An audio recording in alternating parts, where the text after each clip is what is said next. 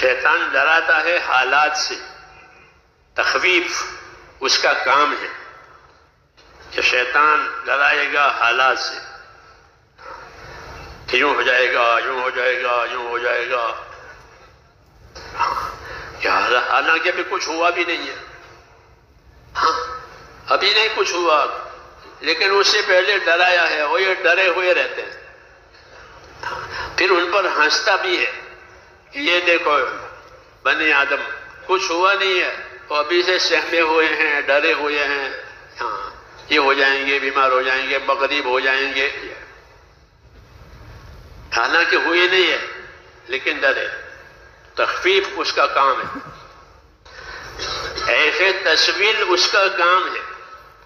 تشویل کا مطلب یہ ہوتا ہے کہ بہانے بنانا، باتیں بنانا، تاکہ اپنے آپ کو بے قصور ثابت کرے.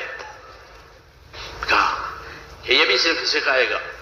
منافقین جب کوئی اجتماعی کام میں نہیں چاہتے تھے تو بہانے بناتے تھے کہ ہمارے گھر یوں سونے پڑے ہوئے ہیں، کوئی دیکھ بھال کرنے والا نہیں ہے، اس لیے ہم معذور ہیں. ان بیوتنا عورا، ہمارے گھر سونے پڑے ہوئے ہیں. اللہ فرماتے وما ہی بعورا، یہ سونے نہیں ان کے گھر، یہ تو یہاں سے جان بچانا چاہتے ہیں. یہ تشویل کہلاتی ہے کہ بہانے سکھانا، بہانے سکھانا تاکہ قبضے میں نہ آئے. کہ یہ شیطان کی طرف سے. اس لیے کہا کہ مخلص رہو، مخلص رہو، بہانے نہ بناؤ، سچے رہو اور سچوں کے ساتھ رہو. بہانے بناؤ گے تو ڈرایا ہے کہ کوئی بہانہ نہ بناوے. اگر بہانہ بنائے گا تو وہ بہانہ سچ مچ ہو جائے گا کہ میری طبیعت اچھی نہیں ہے، میں بیمار ہوں، میرے گھر میں سے اچھی نہیں ہے، وہ بیمار. یہ بہانہ کہ اگر بہانے بناؤ گے حضور نے فرمایا تو وہ بہانے سچے ہو جائیں گے. اللہ قدرت والا ہے. لا تماردو فتمردو، جان بوجھ کے بیمار نہ بنو ورنہ سچ مچ بیمار ہو جاؤ گے. اللہ قدرت والا ہے. یہ باتیں سکھائی ہیں کیوں؟ تاکہ اللہ کے سامنے چوکس بھی رہیں، اللہ کے سامنے صاف ستھرے رہیں، اللہ کے سامنے سچے رہیں. یہ دین سچا ہے، یہ دین سچا ہے، یہ دین حق ہے. قیامت کا دین بھی حق ہے، دین بھی حق ہے، قیامت کا دین بھی حق ہے. اس لیے جو حق پر رہے گا، سچائی پر رہے گا، اس کو فائدہ ہوگا.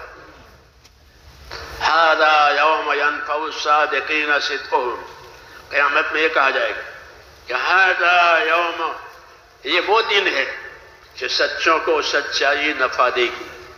بس اس لیے تعلیم دی گئی ہے کہ اللہ کے معاملے میں صاف ستھرے رہو، اپنی زندگی صاف ستھری رکھو. اپنی زندگی ہم کو حکم ہے کہ اپنی زندگیوں کو صاف ستھری رکھو.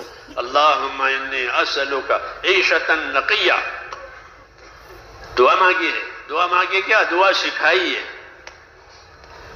دعا سکھائی ہے کہ اللہم انی اسألک عیشۃ نقیہ، اے اللہ میں آپ سے صاف ستھری زندگی مانگتا ہوں کہ میں کسی کے گناہوں میں، کسی کے حق میں ملوث نہ ہوں. میں اللہ کے حق میں بھی اور اس کے گناہوں میں بھی ملوث نہ رہوں. میں اپنے نفس کی شرارتوں میں بھی ملوث نہ رہوں. صاف زندگی. اللہم انی اسألک عیشۃ نقیہ، کہ اللہ مجھے صاف ستھری زندگی دے. کتنی زبردست بات مانگی ہے. تو حضور صلی اللہ علیہ وسلم کی زندگی تو صاف ستھری تھی. وہ تو اللہ کے پیارے بندے ہیں، وہ سب سے پیارے بندے ہیں، وہاں تو کوئی بات ہی نہیں ہے. کہ دعا کس لیے مانگی ہے؟ یہ دعا اس لیے مانگی ہے کہ اپنی امت کو یہ سبق دینا ہے. معلم الناس الخیرہ، کہ اللہ کا نبی لوگوں کو خیر کی بات سکھانے والا ہے.